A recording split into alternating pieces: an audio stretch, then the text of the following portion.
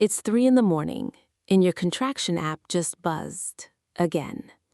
You've had this app on your phone for weeks, quietly logging every twinge, like a spreadsheet obsessed with your uterus. You've got a hospital bag packed with exact precision, comfortable socks, a phone charger, snacks, for a labor you're hoping lasts under 6 hours. Because you have a birth plan, and the birth plan says 6 hours, max, non-negotiable. You've got a doctor on call who has personally delivered hundreds of babies and will be there within 20 minutes of a phone call. You've got an epidural available the second you say the word, please. You've got a monitor strapped to your belly right now, live tracking your baby's heartbeat on a screen. Because apparently, we've reached a point in human history where we can watch a heartbeat before we've even met the person it belongs to. You are, at this very moment, the single most protected pregnant human who has ever existed. And you're still Googling, is this contraction normal? At 3 in the morning? Like the app hasn't already told you 4 times tonight. If you'd like to see what happens when the safety net, the epidural, and the doctor on call all get deleted at once, subscribe now. Because things are about to get a lot more hands-on. And by hands, I mean someone else's hands inside places you did not consent to. Delete the app, delete the epidural, delete the doctor, the hospital, the heart monitor. And honestly, delete the concept of a 6-hour birth plan, because that number is about to become a cruel joke. It's 300,000 years ago. Labor just started, and your medical team is whichever women happen to be standing nearby when your water breaks. Here's the part that makes this scenario uniquely brutal, and it's not bad luck. It's basically a design flaw baked into being human. Scientists call it the obstetrical dilemma. Somewhere in our evolutionary past, we made 2 decisions that directly sabotage each other. We started walking upright on 2 legs, which narrowed our hips for better balance and efficiency. And our brains got dramatically bigger, which meant babies started being born with unusually large heads, relative to that narrower pelvis. No other primate deals with this trade-off nearly as badly. A chimpanzee gives birth in minutes, often alone. No drama. A human birth is a mechanical negotiation between a big head and a narrow doorway.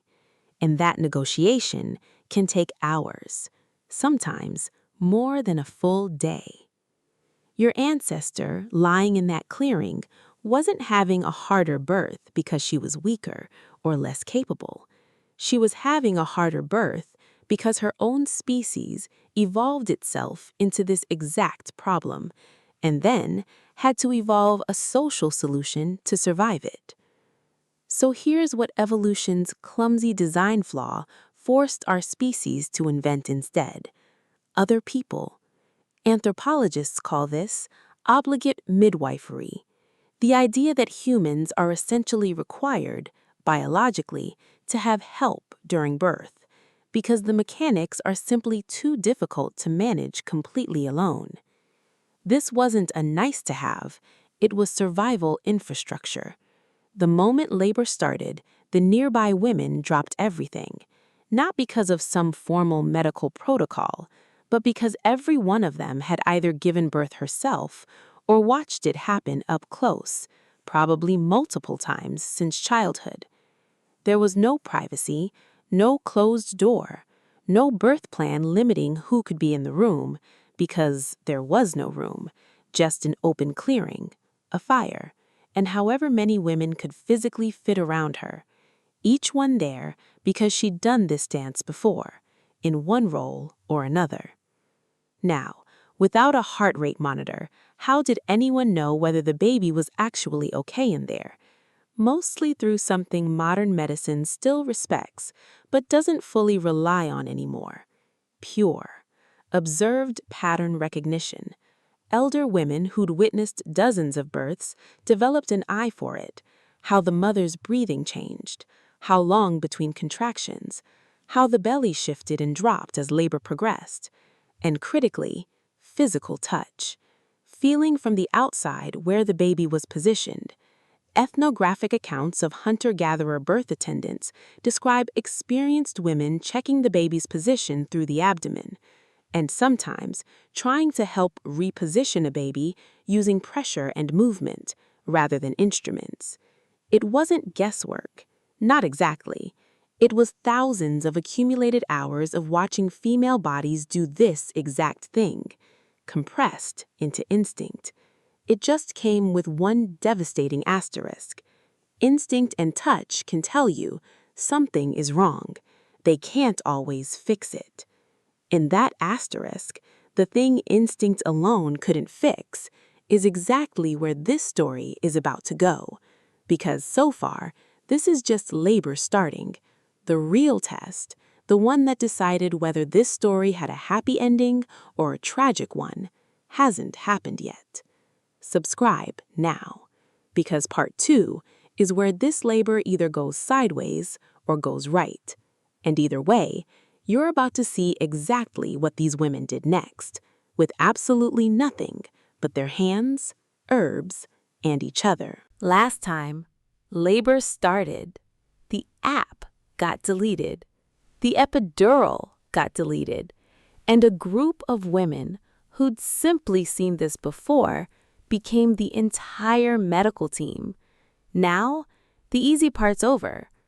This is where it gets ugly, because the human body's whole, big head, narrow hips, design flaw is about to demand payment.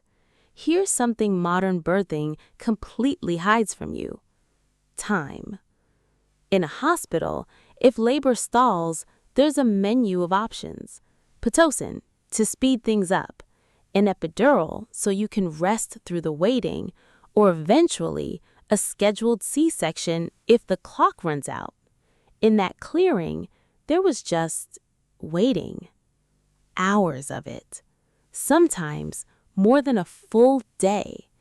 And the women around her weren't panicking every minute of it, because prolonged labor, especially a first birth, was simply expected, not alarming on its own.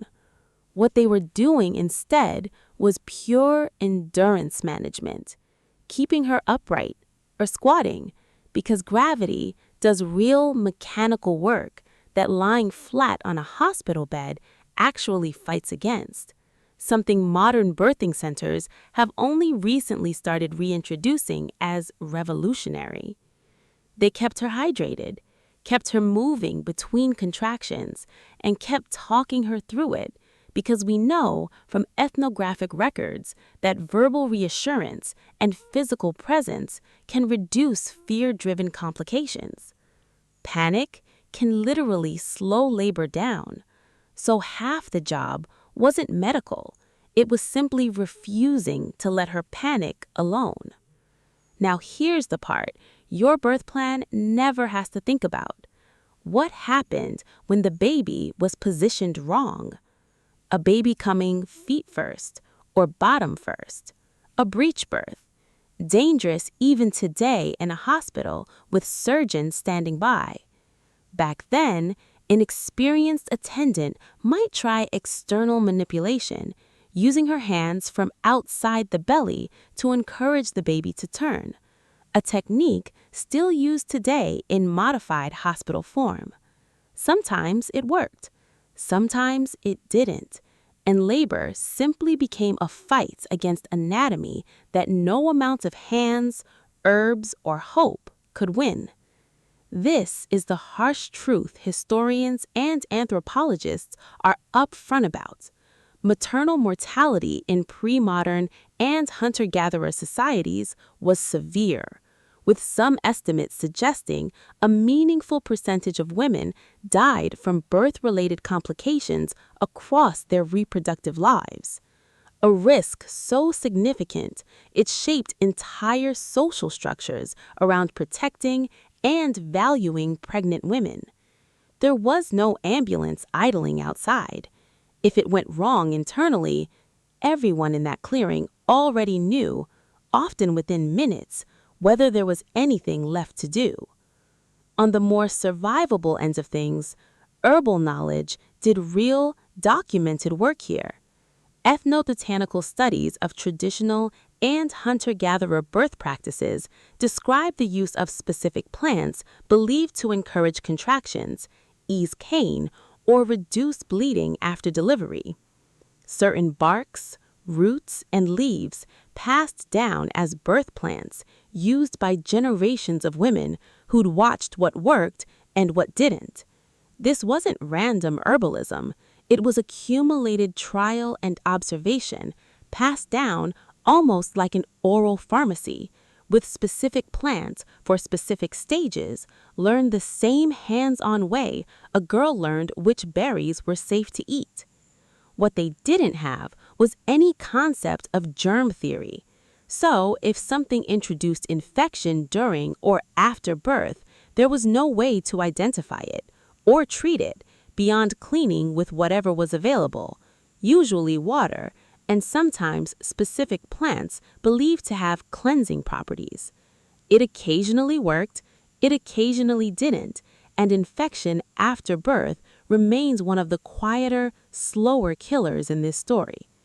And then, after all that waiting, all that squatting, all that quiet fear, it happens. The baby arrives into the hands of women who've done this before, onto packed earth instead of a hospital blanket, under firelight instead of surgical lighting. No forceps, no vacuum extraction, no NICU on standby. If the baby doesn't cry right away, just an experienced woman knowing from memory what to do in that exact, silent, terrifying pause before the first breath. Sometimes that pause ended in crying. Sometimes it didn't.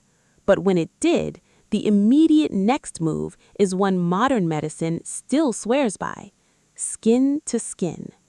Keeping the baby warm against the mother's body.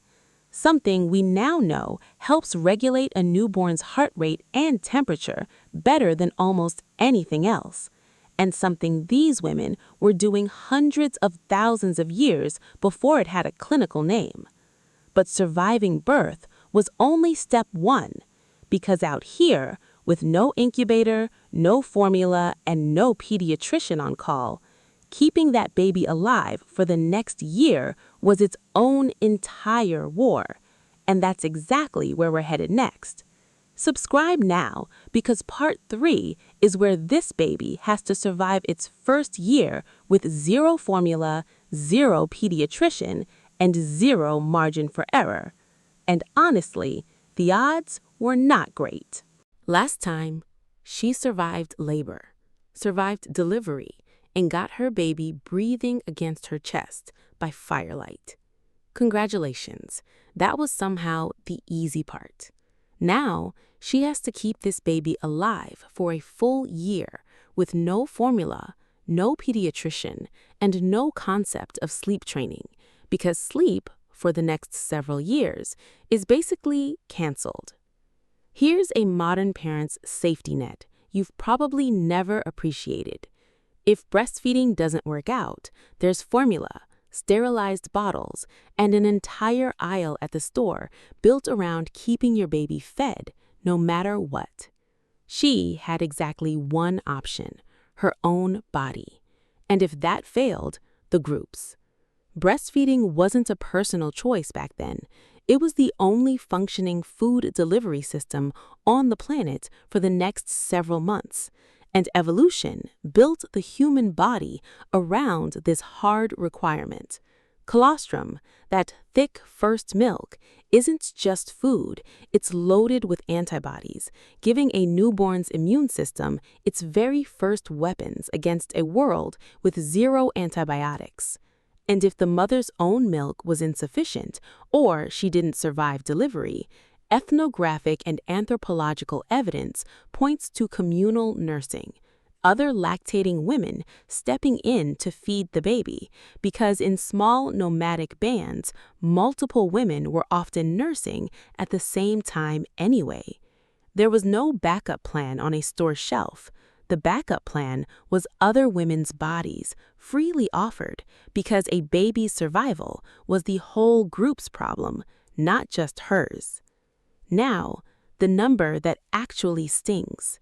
Even after surviving pregnancy and delivery, infant mortality in prehistoric and pre-modern populations was staggeringly high by today's standards, with estimates suggesting a significant percentage of infants didn't survive their first year. And in many hunter-gatherer and pre-industrial populations, close to half never reached adulthood. That's not a failure of parenting.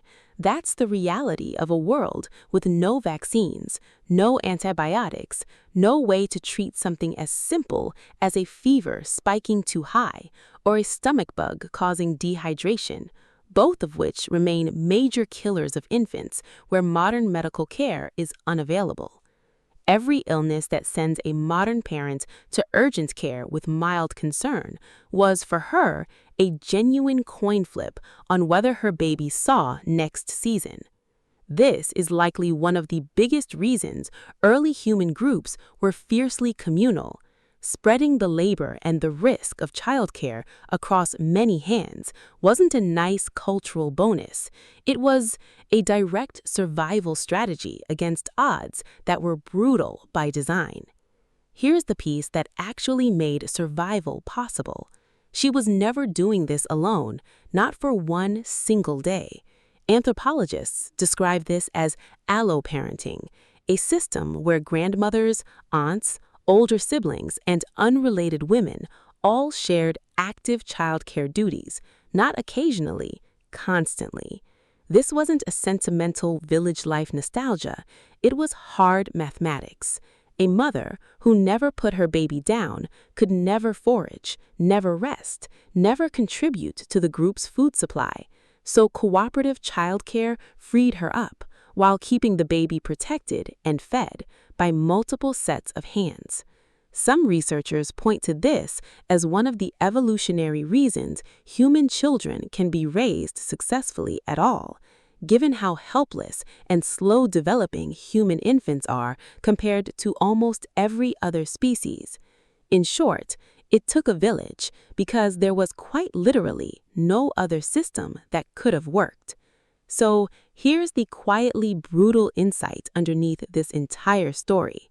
Modern medicine didn't just make childbirth safer, it privatized something that used to be radically communal.